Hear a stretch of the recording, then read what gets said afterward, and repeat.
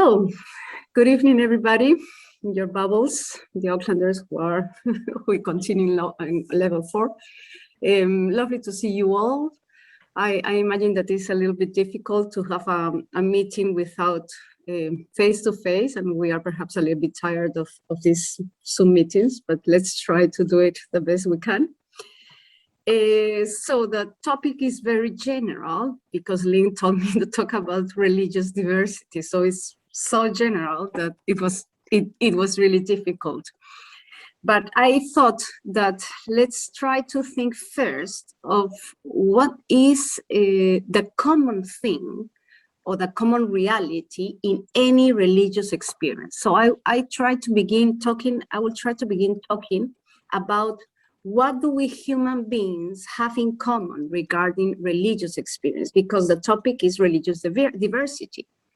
So first of all, let's try to define what is a religious experience. There is a philosopher and theologian, who had a very important book called The Christian Experience. And he defines like this. He says, religious experience is the act or group of acts through which man or human being becomes aware of himself in relation to God. It is the experience of the sacred. So as you can see, it's a very wide definition. Is any experience of a transcendent dimension, of an experience of a human being who have an experience of God or the sacred or the transcendence. And this is important because we have seen that the religious experience is an experience that has been through all the history of humanity. It's so universal that we can say that every human being is a religious being. And this is very important. For example, in every culture, we see different religions through all the history, from the Maori culture to the Incas in Peru, to the Egyptians and the Western cultures and all of them. But then we have to ask, okay, if this is an invent, we have invented this experience religious, is something that belongs to the human being. And I think here, because of course, people who are not religious say, oh, the religious people have invented religion. And this is a very interesting question. Have we invented God? Or is God a reality that is so real that is why all humans being through history have always looked or searched for God? And this is something that we can discuss later on. But the first thing that we can say is that it is a very universal dimension, in the sense that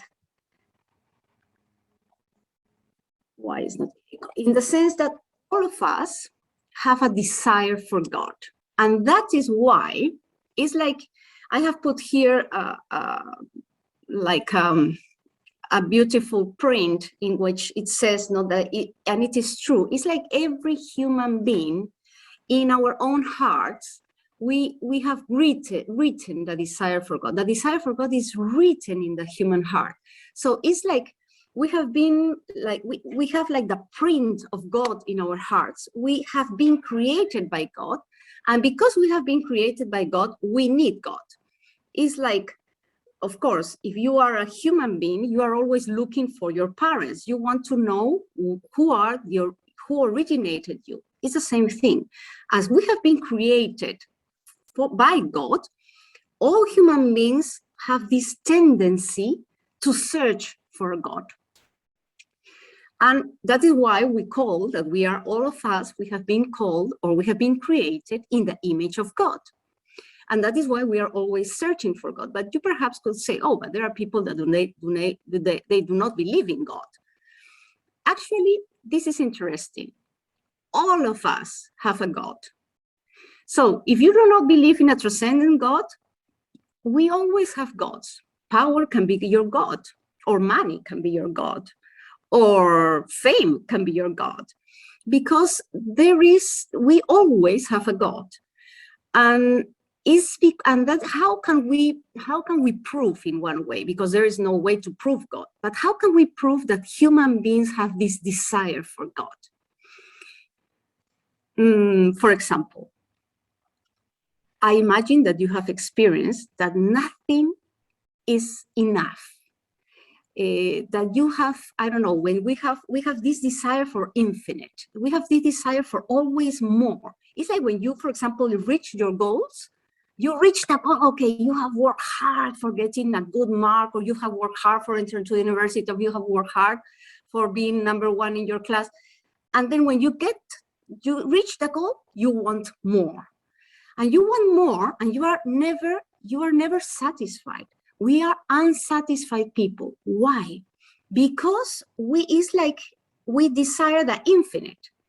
So when you get to something, you want more and more, and you are never satisfied. And that is why people, for example, who work so hard for having lots of money, when they get everything that they have, they want more.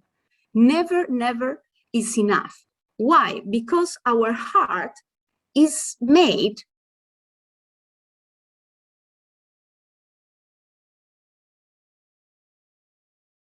for another goal, it will never get filled. It's like always empty. And that is why people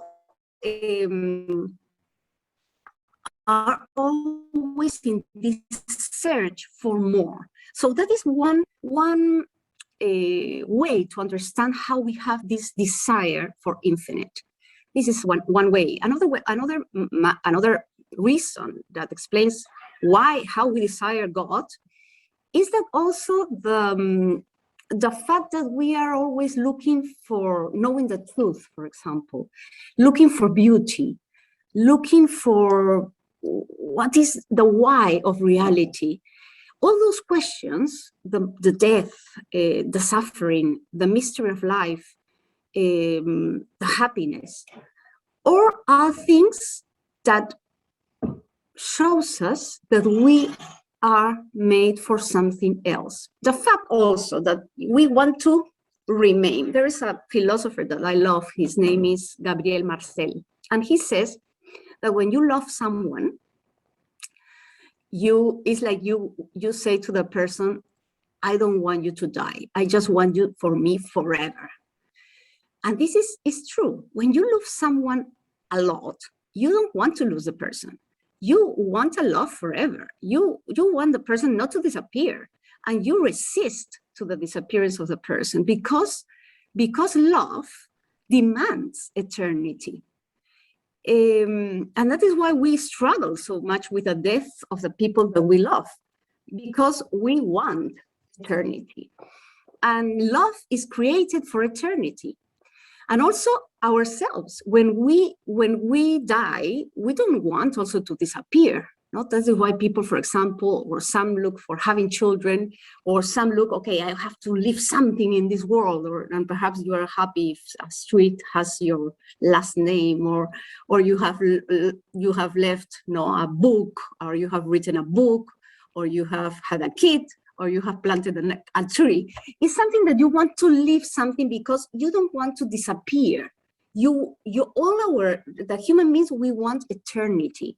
And this is a clear dimension of this desire for eternity and for God. And that is why the religious experience is so common and is present in all the cultures through all history of humanity. So these are some clues to understand how we desire God. But how do we know God? Of course, one way to know God, because God is not so mean that, he creates us and he disappears and said, okay, guys, now you try to look for me, and he doesn't give us any clue. It's not possible, because God is if we think that God is God, he's all good. So he wants us to know him. So how do we know God? So he has left like some traces for us, but in one way that gives us the freedom to accept him if we want or not. And that's why there are people that say, I don't want to believe in God. I do not believe, I want to be an atheist. And we have to respect that, because God doesn't want to impose his presence.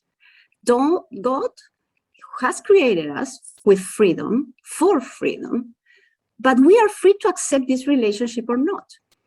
So imagine if of course, today, in this moment, we are in the middle of the lockdown and we receive, there is a thunder and God comes in a carrot with, I don't know, comes through the clouds and we can see him.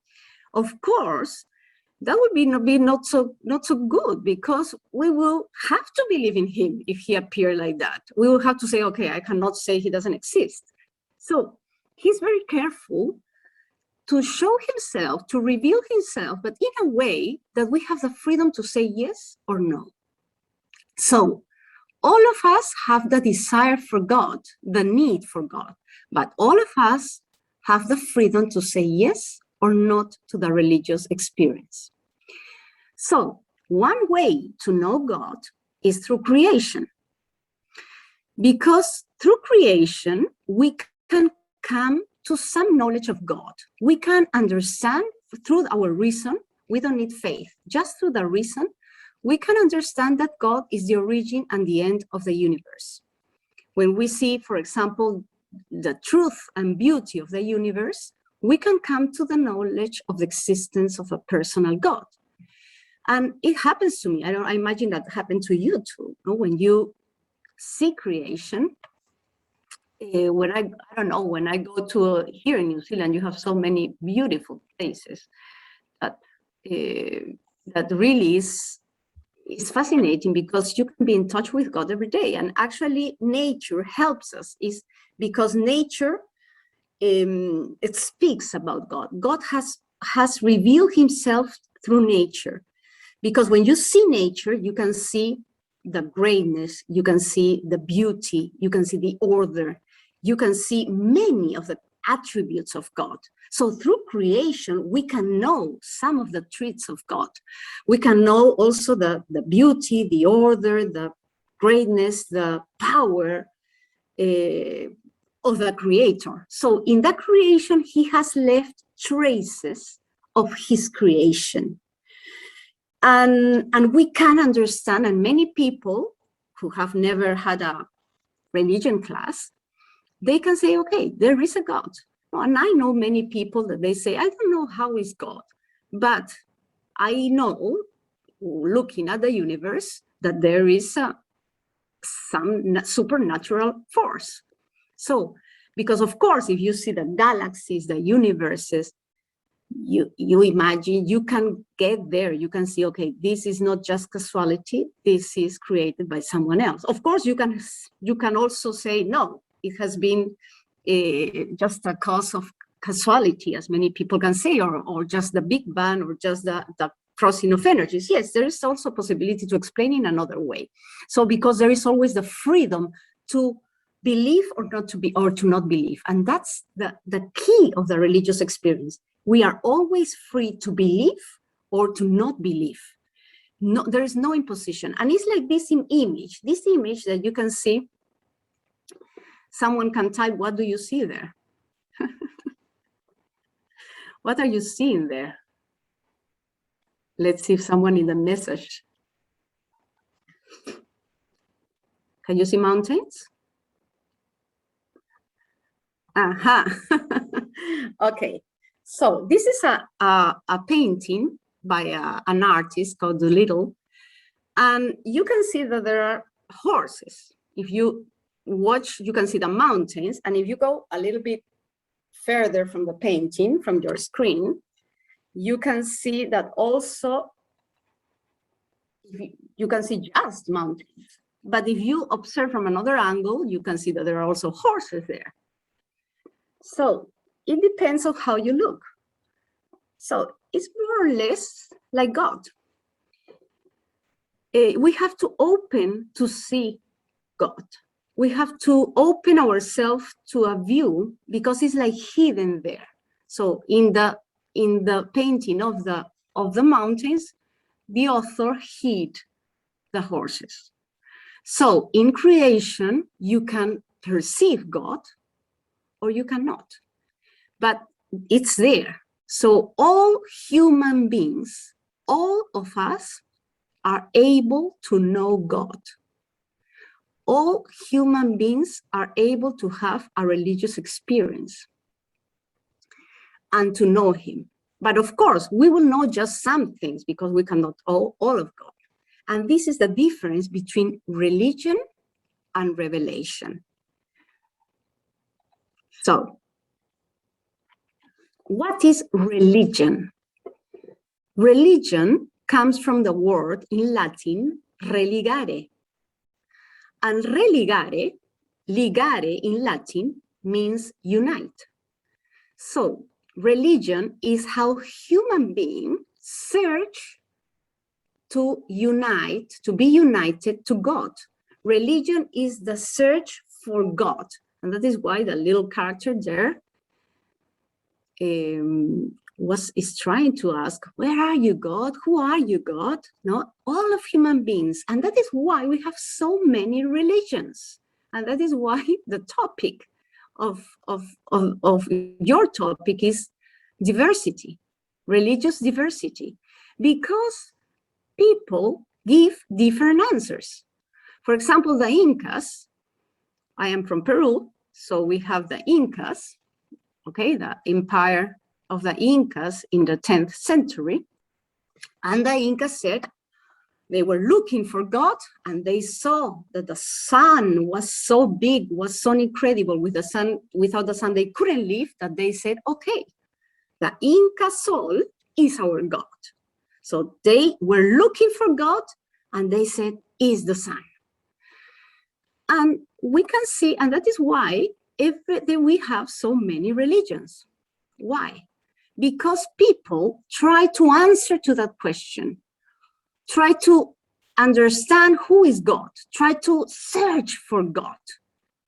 And you have so many types of answers. Some consider that that God is the sun. Some consider that all the creation is God. Some consider that no, that God sent some prophets. So you will have different, that's why you will have different religions, because religion is the effort from the human being to look for God. And we try to answer, no? And that's why in different cultures we have different religions. But that is the difference between religion, which is the human being looking for God, searching for God, with the other. Have you seen there? I have a little bit difficult to draw.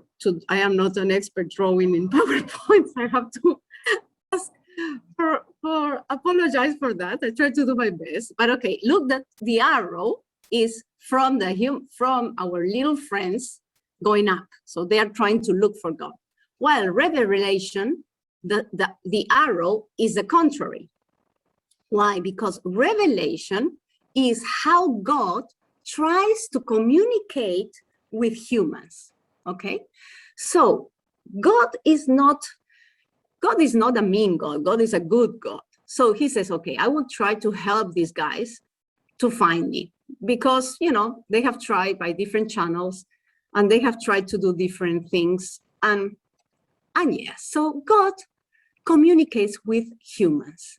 And he communicated through, in the Old Testament, he talked to Abraham, to Moses, to the prophets.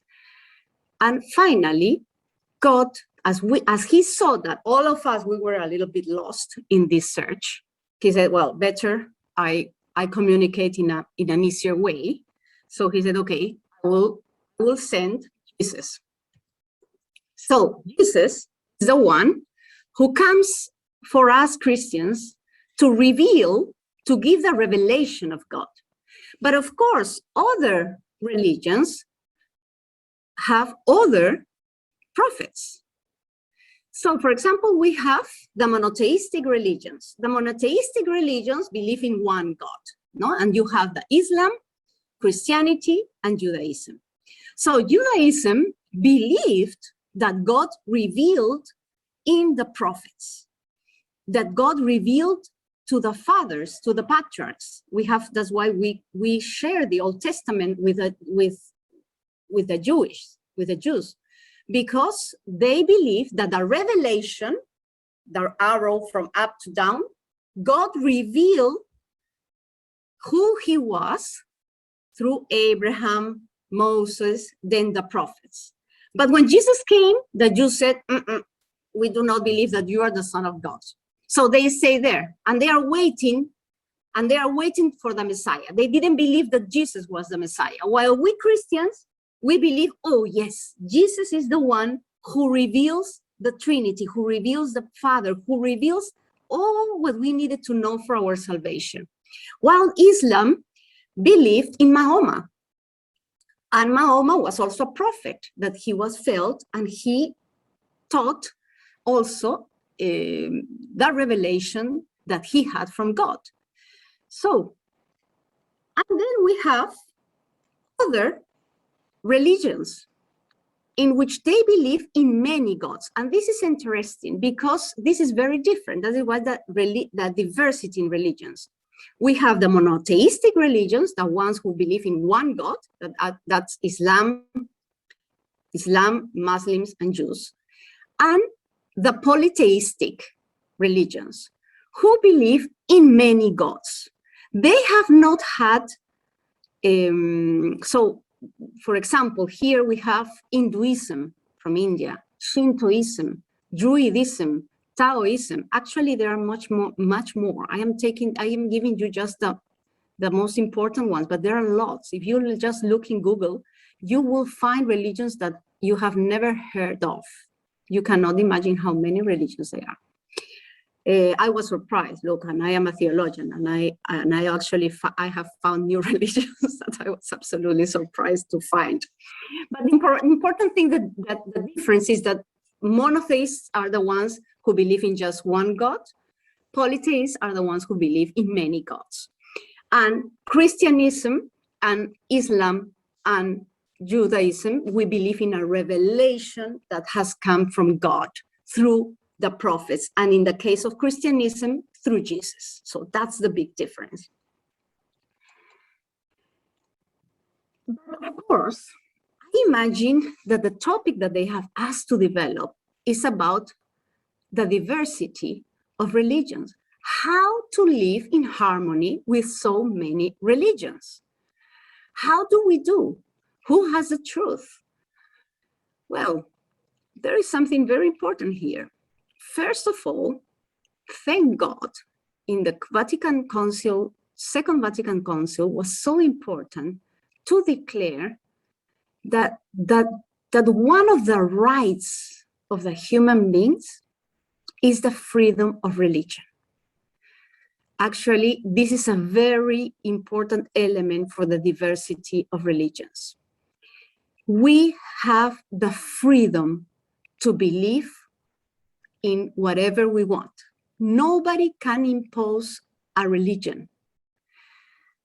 And this has been a very important development I think, in the history of humanity. You know, in the time of colonialism, they imposed a religion when the colonizers came to a place. For example, I am a Peruvian. When the colonizers came, the Spanish came to America, they imposed a religion, the Catholic religion.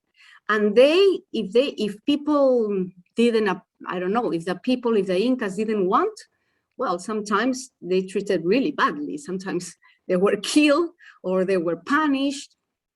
They imposed the religions in others. And we have seen this, sadly, in the history of humanity, that the colonizers imposed the religion that they brought, no? Like an abuse of power. And this, thank God, humanity, thank God, we progress and we develop. And now we agree the importance of the freedom of religion. Okay, we must never impose a religion to someone. Every person is free to believe in what they believe, no? And if you have been brought up as a Muslim, well, we have to respect your religion, your experience, religious experience as a Muslim. So this is a very important principle for the diversity experience of religion. The second one is the freedom of conscience, that is very related to the freedom of religion. No one also can impose you to believe something that you do not agree. So, for example, actually within the Catholic Church or within our faith, if someone tries to impose you something that you do not agree, well, you have to follow your conscience, because the conscience is something that God has put in us, and it's like the sanctuary that we have in our hearts. And there we discern and we encounter with God. And we have to always follow our conscience, always.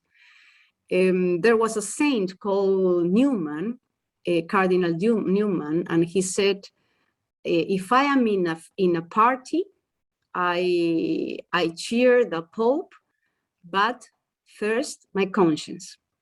So the conscience is above the Pope. So if the Pope wants me to believe something and I can't, I say, no, I don't understand.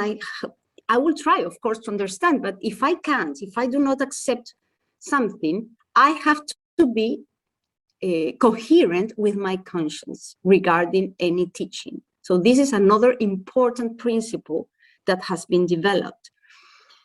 Another important thing is that religion has to be a power for peace and never an excuse, a justification for war. Sadly, during the history of humanity, we have seen and we continue seeing lots of wars in the name of religion. And this is the opposite, because if religion is a relationship with God, and God is all good and all love and all peace, nothing that is war comes with God. The problem is that we human beings have used the weapon of religion to make war, because actually we have not accepted the diversity until now. No, in some fundamentalistic countries, if you do not believe, they kill you, or they put you in jail, or they torture you, because if you, I don't know, it happens in some extremist countries, in some extremist cultures till now.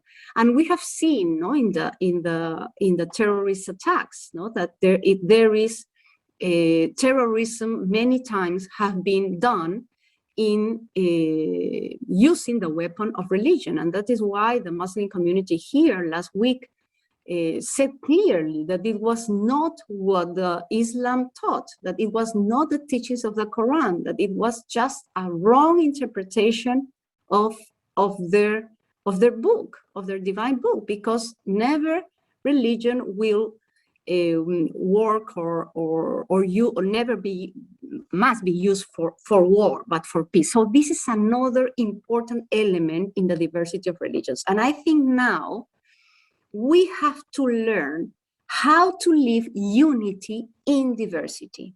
Actually, now more than ever. Why? Because we are in pluricultural countries. For example, New Zealand. New Zealand is a pluricultural and pluri-religious country. You have so many diversities of cultures and religions. So you have lots of Muslims, you have lots of Christians. Between the Christians, you have Catholics, Anglicans, Protestants, different churches, the Church of Witness of Jehovah, and lots of groups. And you have also Sikhs and Hinduists, Buddhists, lots of religions.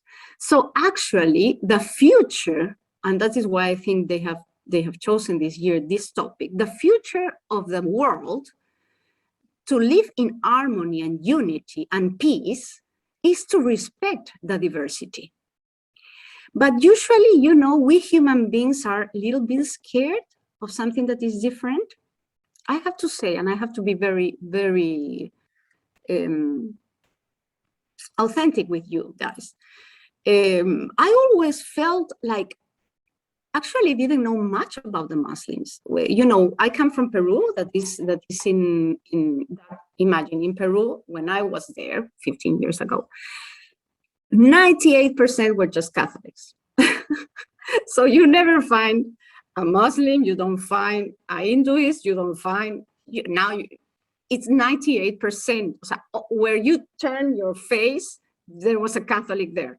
Not even Anglicans, not even Protestant like here. So actually, I have learned here, because for me, the normal thing was to live with people that thought, think, believe the same things as myself. So for me, it was really fascinating to come into a culture in which you have such a plurality of beliefs. But I have learned to feel enriched by the differences and not scared or threatened by the differences. But I have to say also, for example, in the case of the Muslims, I never approached to them. And it was just after the terrorist attack in Christchurch. I remember that our parish priest organized a service in the mosque. And all of us, all the Catholics, we went to the mosque and they did a prayer, and we prayed with them. And it was the first time in my life, no, not the first time actually, because in Israel I entered to a mosque, but it was the first time here in New Zealand that I entered into a mosque. And it was beautiful. Of course, it's not my faith, it's not my religion, but I met these beautiful women and these beautiful men, and we talked, and I said, my goodness, I have never done any friendship, for example, with the Muslim community. And that questioned myself. So we live in the same city, sometimes they are our neighbors, and we do not have this personal approach or personal encounters. How important is to live this encounter with people that are different from us, particularly in a country like New Zealand, where you have such a difference. And I think that we have to find, how can we be enriched by the other? That doesn't mean that we relativize. It doesn't mean that that you dilute your own faith. No, your identity is the same, but you can say, okay, what can I learn from them? What can what values do they have that they can teach me? And really here, I have this experience, fascinating experience, in which I am learning a lot from other religious experiences. And I don't know, the other day I was invited by a friend of my husband, and he's a Buddhist, and we had a weekend, and he said, okay, let's pray. And they are so concentrated in prayer and meditation that it was beautiful to see that value, for example, of prayer, that we, for example, Christians have time, we are not so concentrated sometimes in prayer. We live a little bit. So it was beautiful, no? And he also was super curious to know about my research in theology, what did I think about Jesus, why I believe in Jesus, if I had an experience of God. So we had a beautiful dialogue in which both of us felt enriched with experience, with a different religious experience. So why? Because actually, if God is love, and all of us, we believe that God is love, and I think that all religions believe that God is love, it is more, there are more things that unite us than the things that divide us. Because if you believe in the respect of the others, in the respect of God, in the love for God in the others, well, there are lots of things in common. And we have to work together for helping humanity and trying to build all together a better world. So here, I have part of my, I would like to stop here. We have 30 for how many minutes? 10 more minutes. Okay, so thank you for that. I will continue a little bit more. And that is why the Pope talked about ecumenism. I will just say ecumenism, you know that ecumenism is the relationship in particular with all the Christians, okay?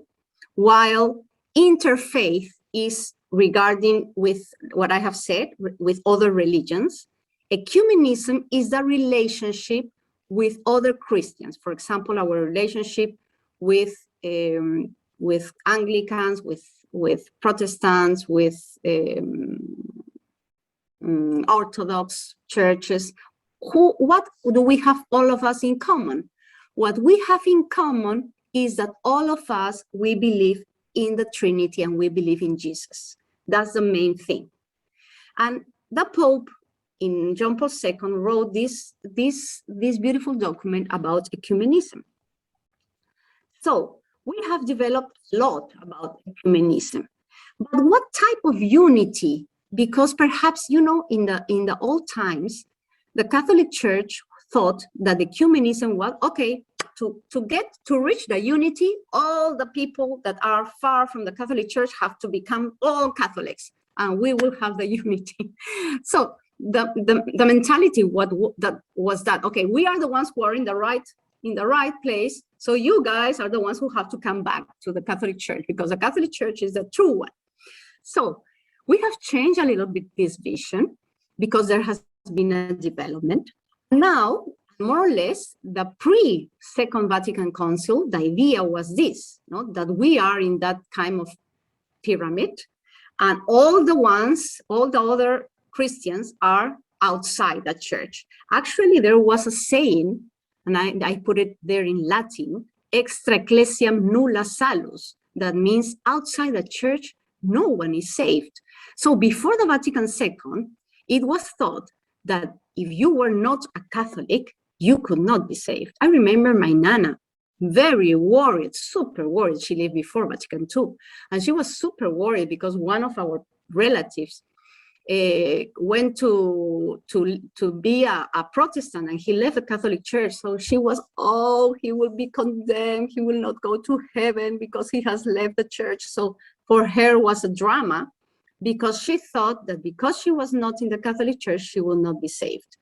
Well, that has changed a lot thanks to Vatican II, because of course, every person who believes in God, who acts in conscience, it can be Christian, Muslim, and actually an atheist. If an atheist live in good conscience, he do good works, good acts, good deeds, if he is a good person, all the human beings can be saved, because God wants to save all human beings. He doesn't want to condemn anybody. God wants to save everybody.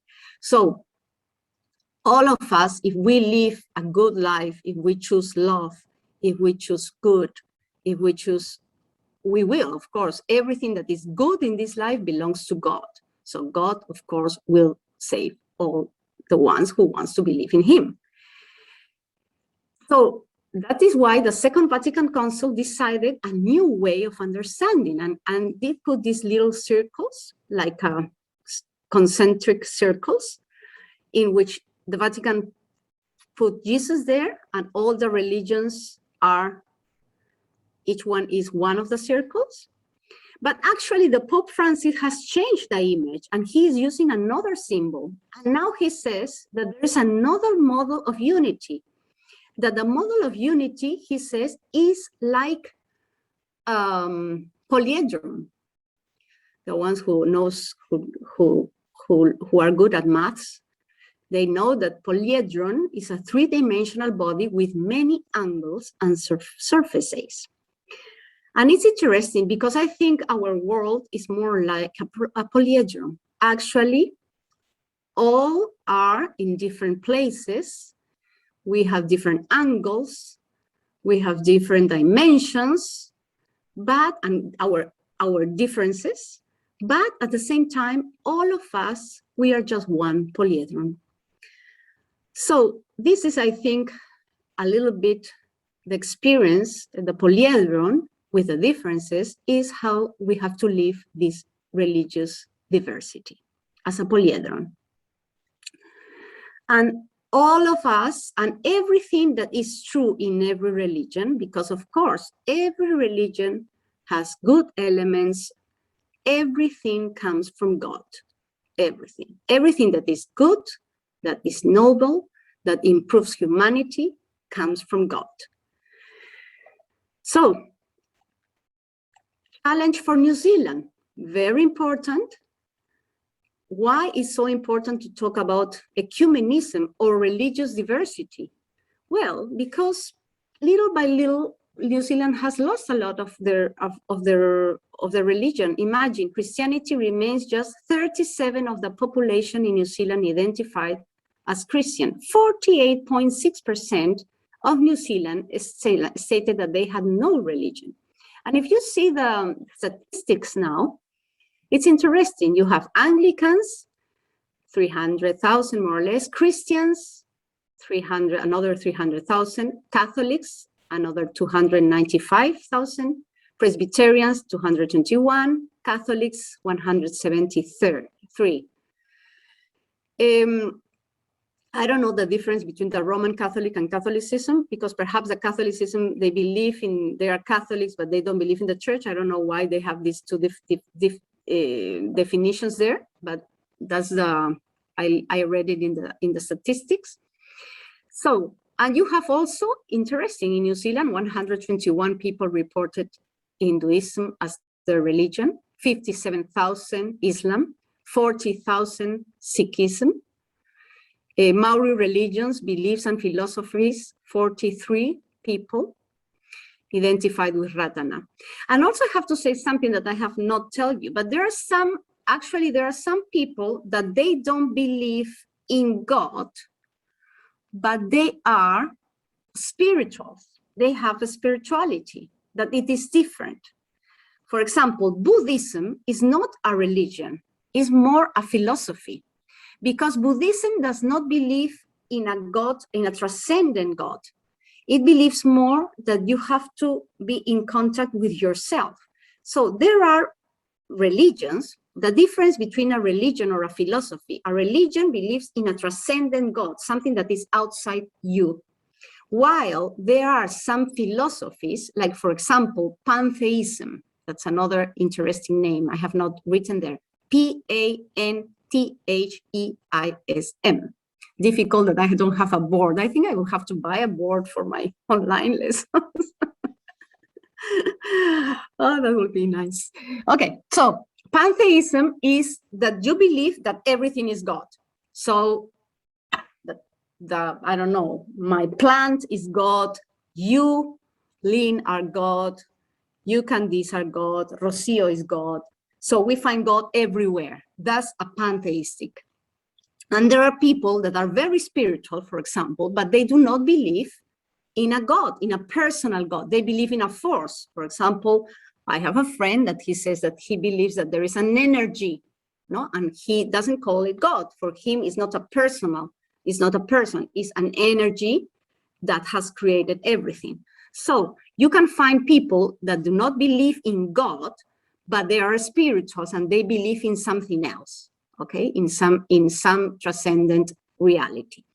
So finally, what I want to say is just in this postmodern society is so characterized by a religious pluralism, it is so important to be together. We have to work together with all the religions. We have to strengthen our Christian identity, but at the same time, we have to help humanity. So we don't have time to quarrel with others and discuss with others, but that actually we have to work for the world. So I am all the time working with other people from other denominations. For example, I am a researcher, and it's beautiful. I'm working with Anglicans, and guys, I am a researcher, and I work for victims of sexual abuse, and I am working with Anglican people, with Presbyterian people. And it is beautiful because that is the goal of religion at the end, to work for a better world, to build in this world the kingdom of God. I finished.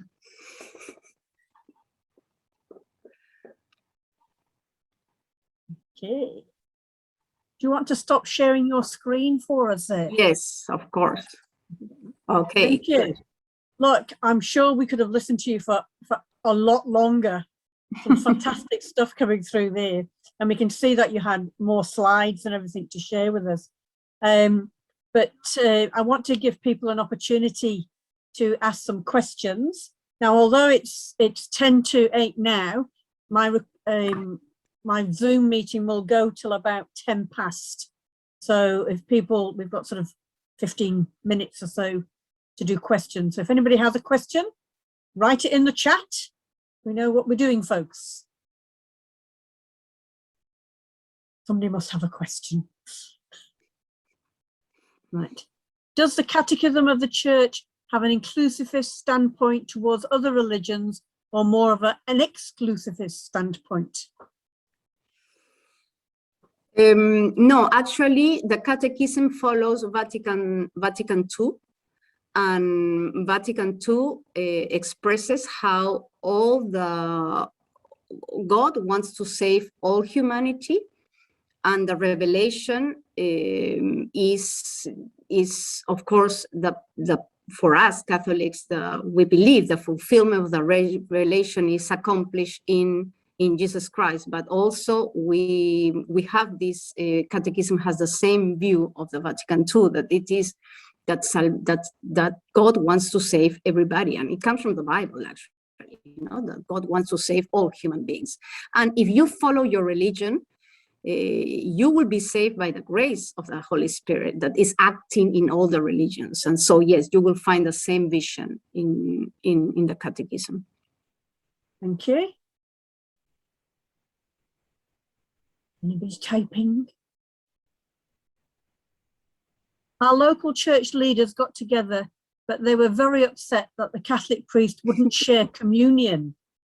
Have any comment on that one? Interesting. Well, actually, that's important, because if you don't share the communion, because of course in the canon law we are not the canon law doesn't allow us to share communion for example, you can do it in an Orthodox church. If you are in Russia and you don't find a church, you can go to communion there. But actually, I think if they got upset, they are not respecting the beliefs of the Catholic priest. And I think you have to be tolerant, and you have to accept the other. And if the person says, no, look, because I don't want to receive communion, because for me, the Eucharist has not the same meaning as you.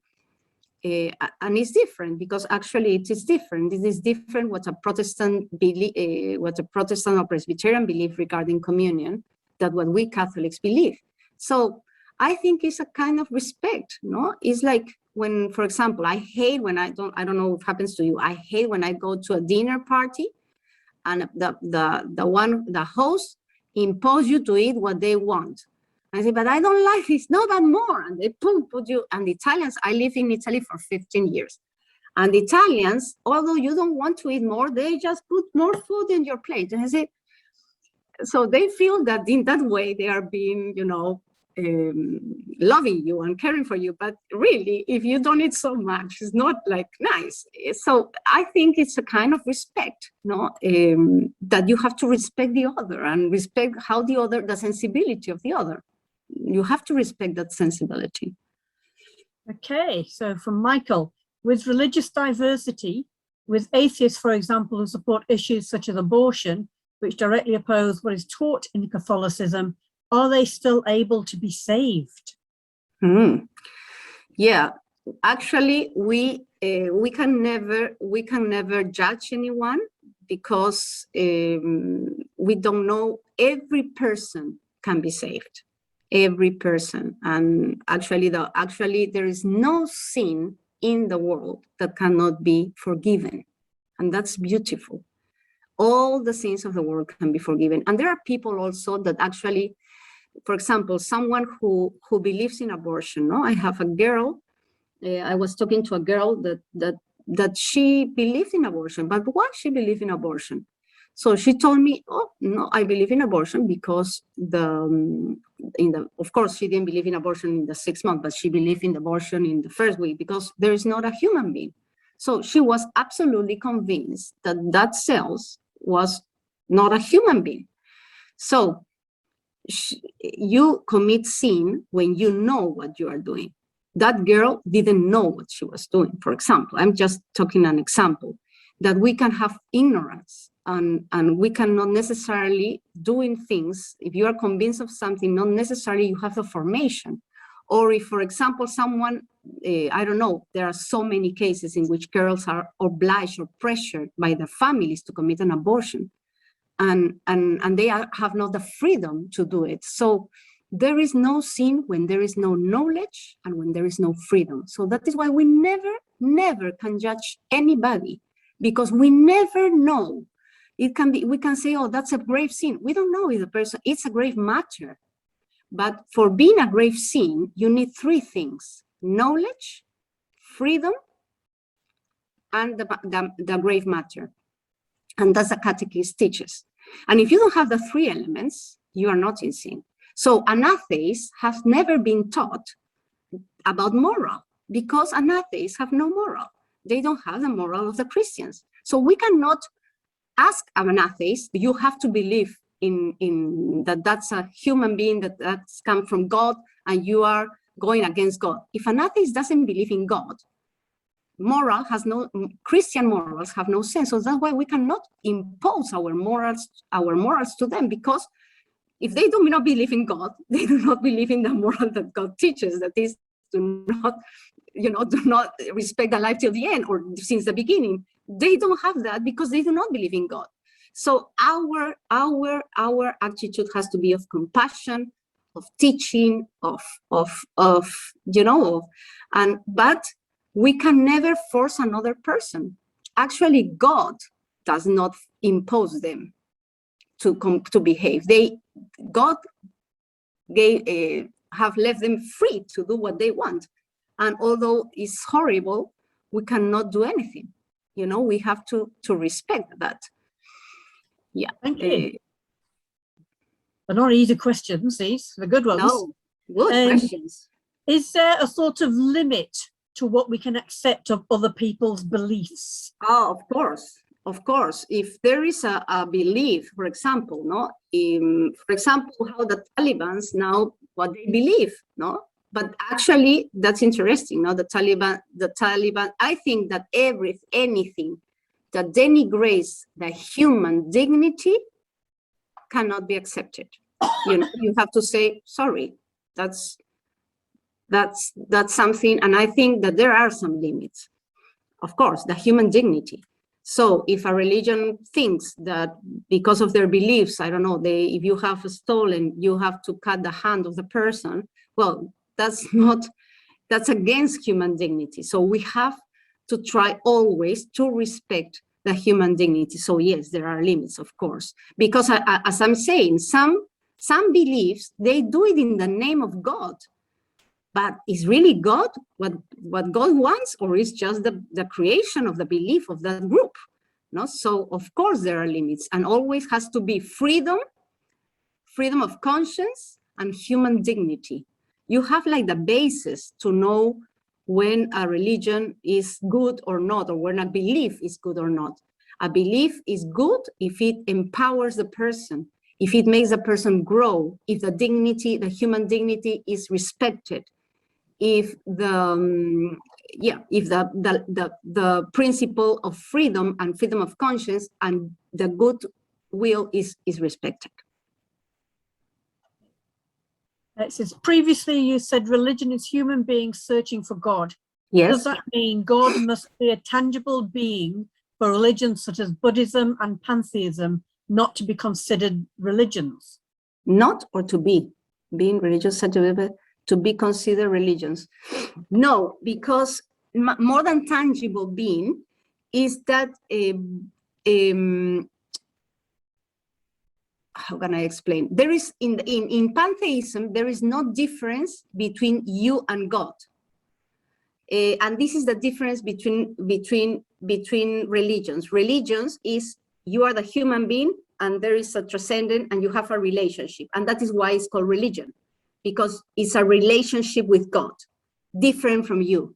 While, for example, Buddhism and pantheism, they don't have that. Everything is just one.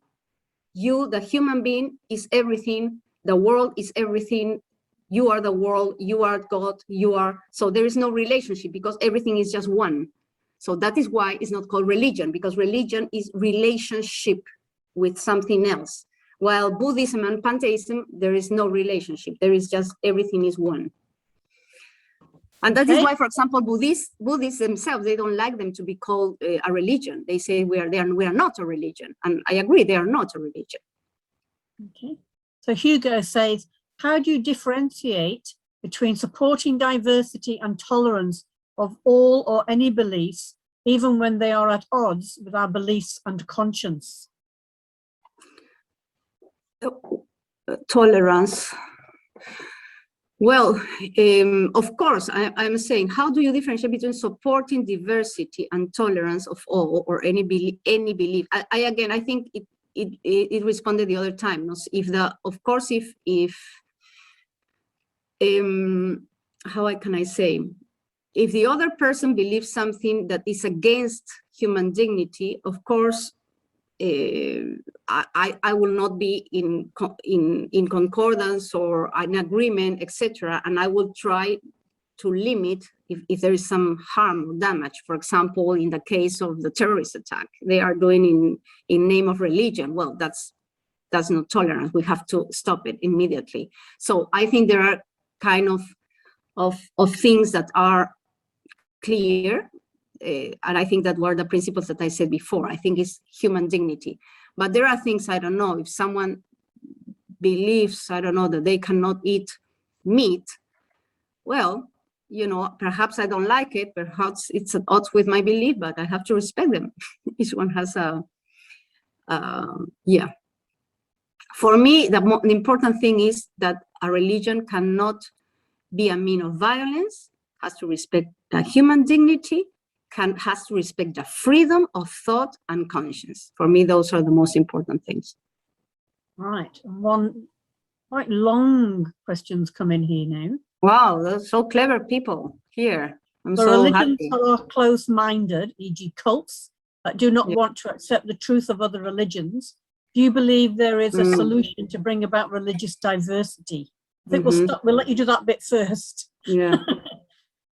That's very interesting. We still and I with them and etc. Well, that's not much more complicated because here we're talking about sects, and this is much more complicated because usually a sect, actually I am now in my research, I told you that my research was about victims of sexual abuse, and now I'm working with victims of spiritual abuse in sectarian groups. And I am working with people who, and this is the interesting thing, we cannot tolerate and we have to intervene in groups that are sects that do not give freedom to the person, but actually, and that is what is called spiritual abuse. They use the abuse of power, the power that they have, for example, a leader, the religious power that they have to coerce the mentality to control people.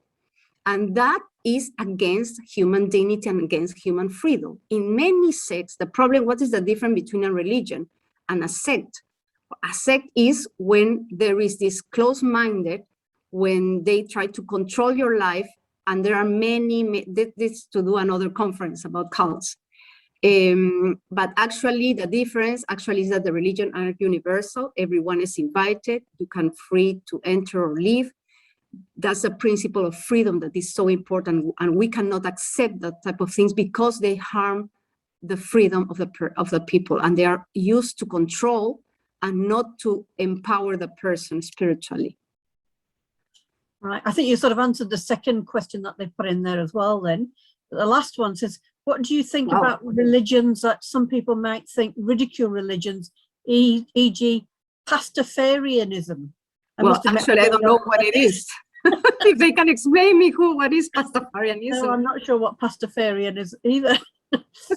That's a good question because I will look for it. Italian people.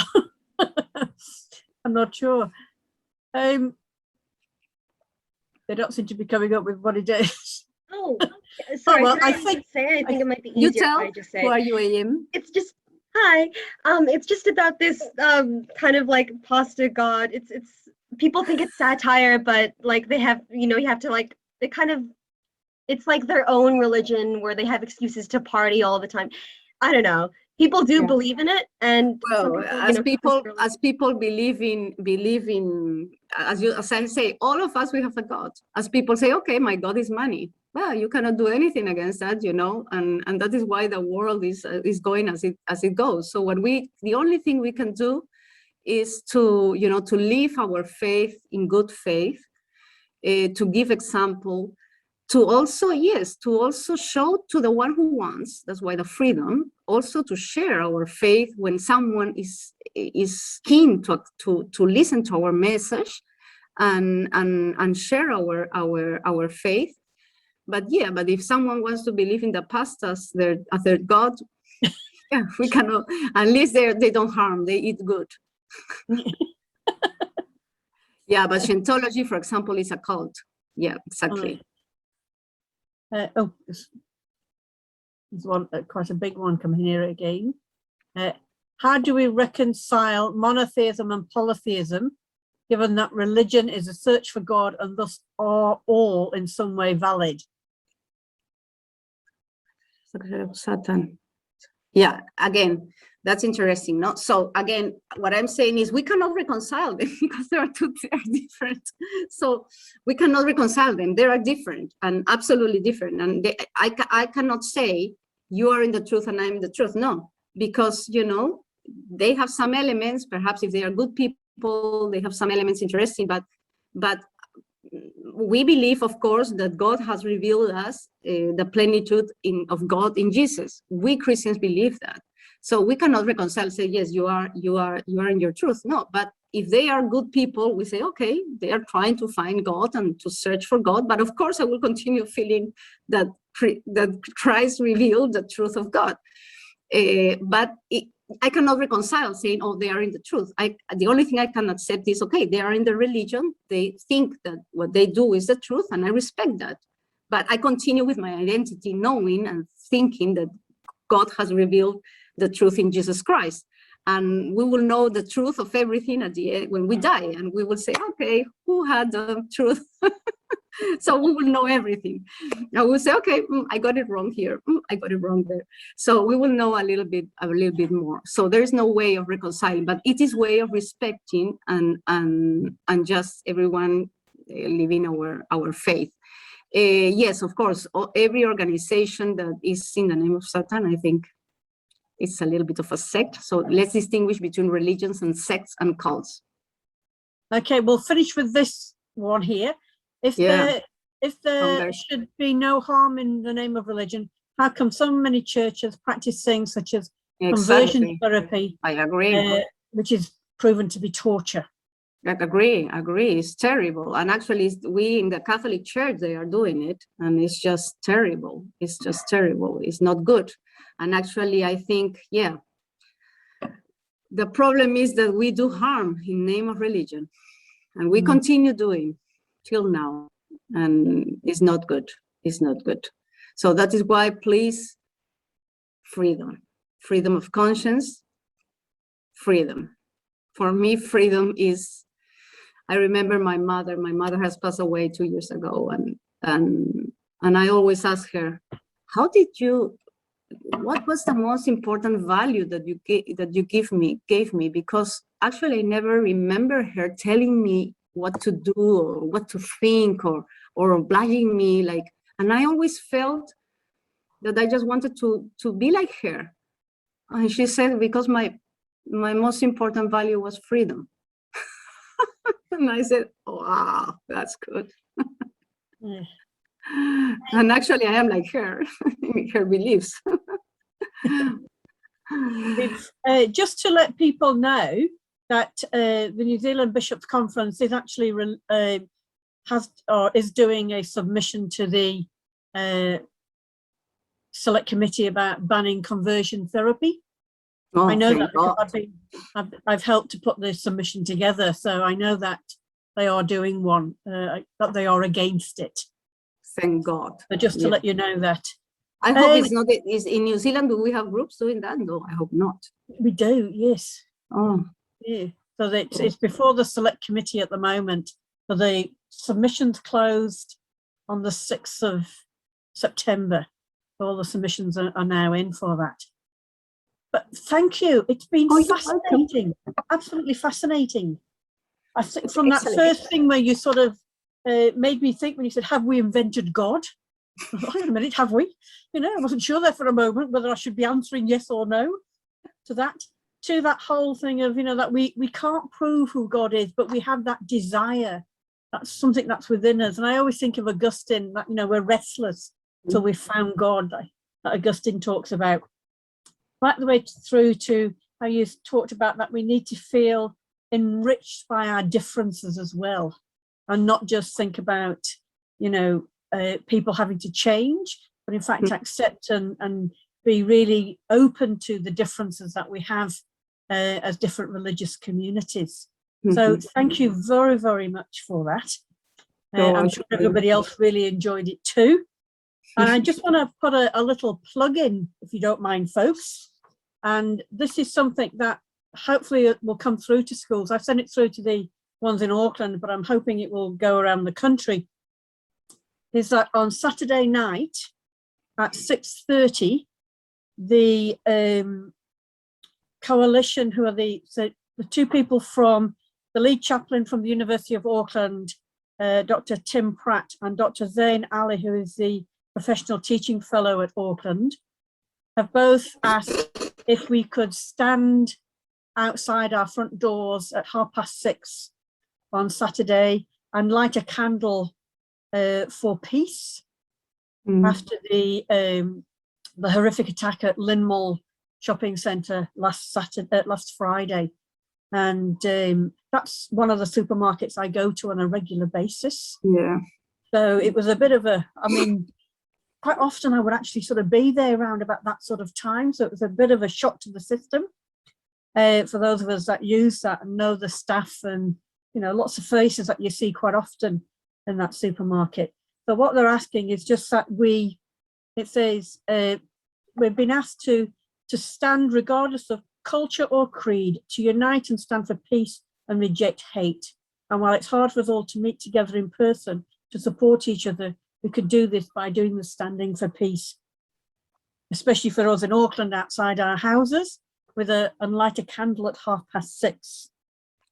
And the little message is that we should have love and compassion is received when love and compassion is given. So I thought that would be a nice way for us to finish this evening. So think about that, folks, at 6:30 on Saturday night. And I'm going to use my little printer here at home, and I'm going to shove them in my neighbours' letterboxes and try and encourage them to come out and to stand with me at my letterbox on Saturday night. So once again, Rocío, absolutely brilliant. Thank you very, very much.